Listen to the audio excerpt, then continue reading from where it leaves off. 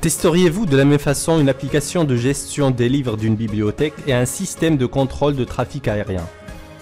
Ce principe affirme que non, les tests dépendent du contexte.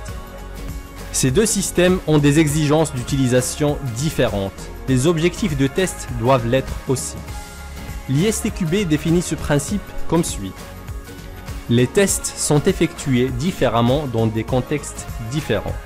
On attend d'une application de gestion des livres qu'elle soit ergonomique, facile d'utilisation et fiable, alors que les attentes qu'on pourrait avoir d'un système aéronautique sont plus exigeantes sur les délais de réponse qui s'approchent du temps réel pour prévenir les risques de collision et une exigence de performance élevée afin de supporter l'affichage graphique des trajectoires. Les tests vont alors cibler des caractéristiques différentes selon le contexte d'utilisation des logiciels. Un même logiciel doit être retesté et vérifié différemment à chaque fois qu'on projette de l'utiliser dans des conditions différentes.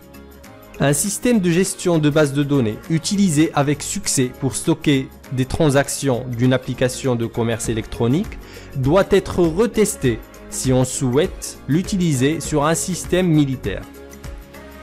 Les tests doivent être faits dans un environnement isoprod au plus proche des conditions réelles de fonctionnement.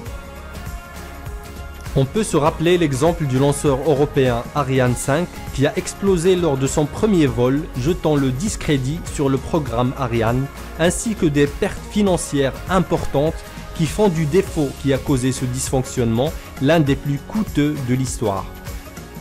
L'analyse a mis en évidence un défaut dans le système de guidage, un composant logiciel stable qui a été utilisé avec succès pendant plusieurs années sur le lanceur Ariane 4.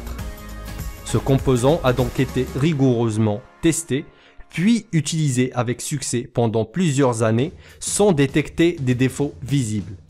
L'utilisation de ce composant logiciel sans l'avoir retesté dans le cadre d'Ariane 5, qui est un environnement nouveau, a fait surgir un dysfonctionnement que les tests dans le contexte d'Ariane 4 n'ont pas pu révéler. Ce principe pousse à prendre en compte les priorités du contexte dans la stratégie de test. Ne pas hésiter à faire une campagne de test à chaque nouvelle utilisation d'un composant stable. Et veiller à une bonne préparation des infrastructures de test pour exécuter les tests dans un environnement proche des conditions réelles d'utilisation.